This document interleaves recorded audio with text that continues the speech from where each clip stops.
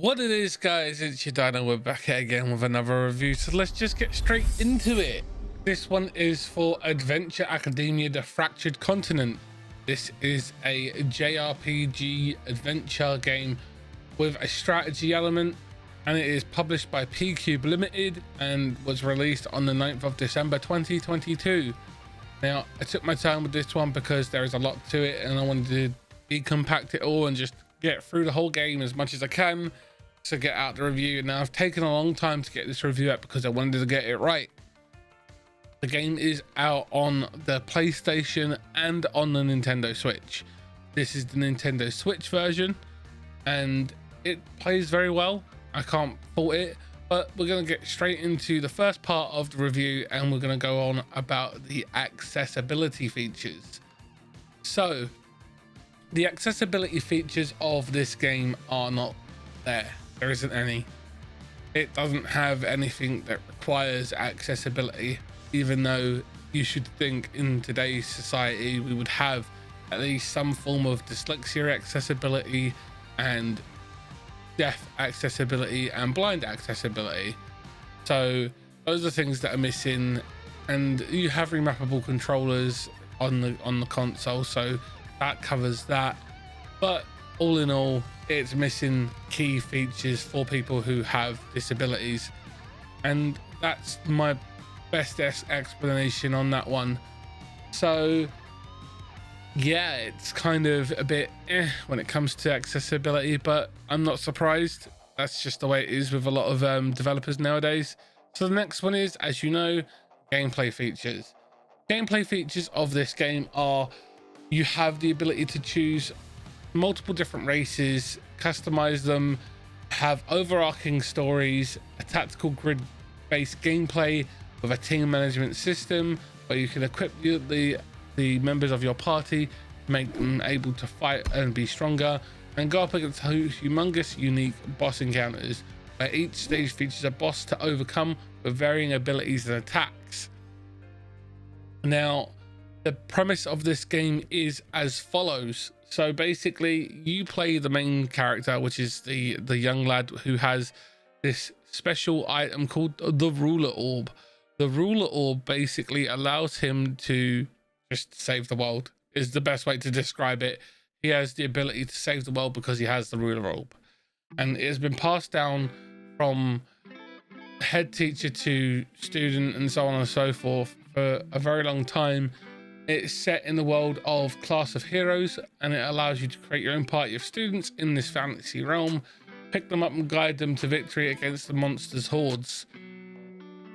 And you are armed with the relic or the ruler orb, and it has been passed down to you, and you go to a school called Obsidian High, and you'll need to strategize, recruit and manage and fight your way to disarm and take down the enemy hordes and find out the truth once and for all.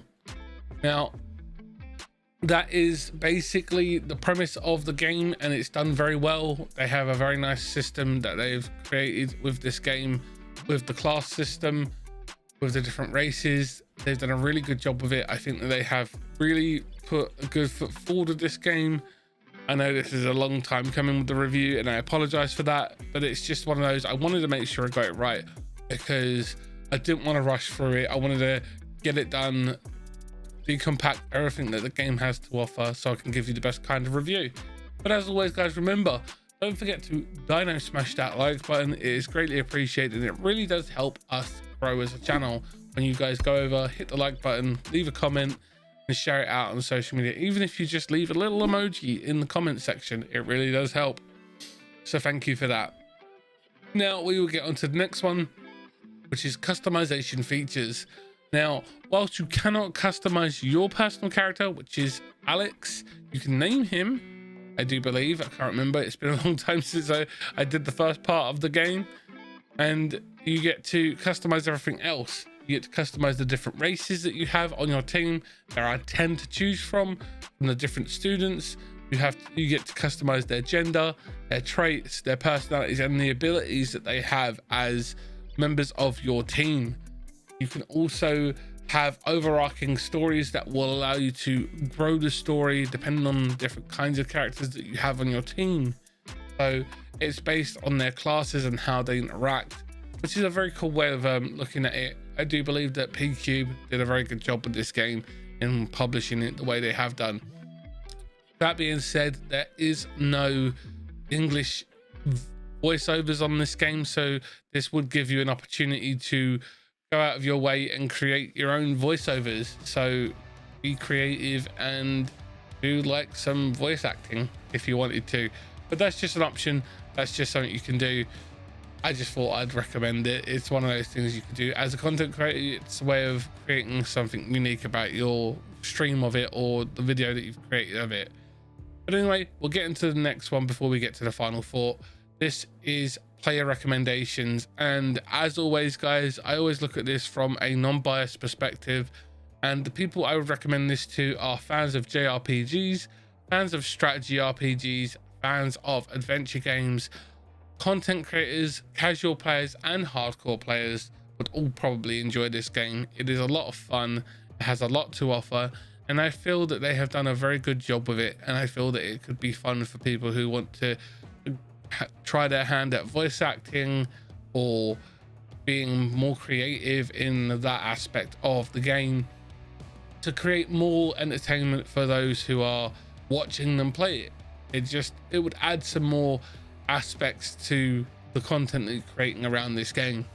Now, that being said, we'll get into my final thoughts, and I hope you guys can let me know what you think of the game, or if you have a difference of opinion in the comments.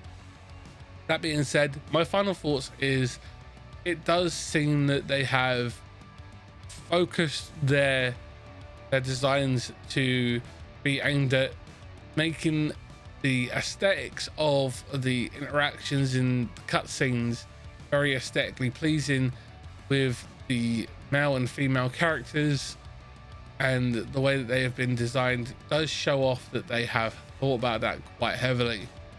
That being said, I feel that the game is a lot of fun to play, and it does have a very engaging story and does allow for a lot of creativity when it comes to customizing it. And I did feel that it was a very engaging game for me to play personally. I did feel very locked into what I was playing and what I enjoyed.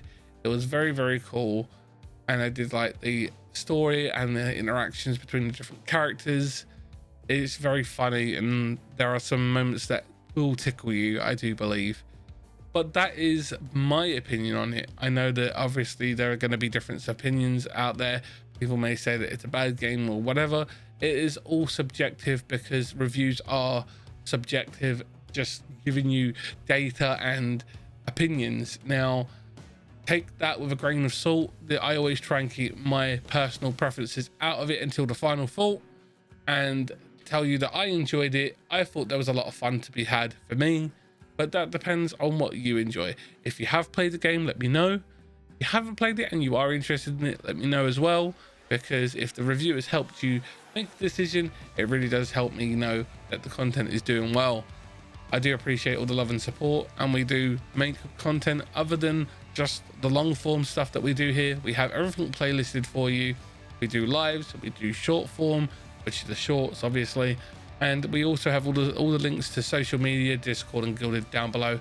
But as always guys, thank you for watching. Be safe, be well, have fun gaming, and I will see you in the next one. Bye guys.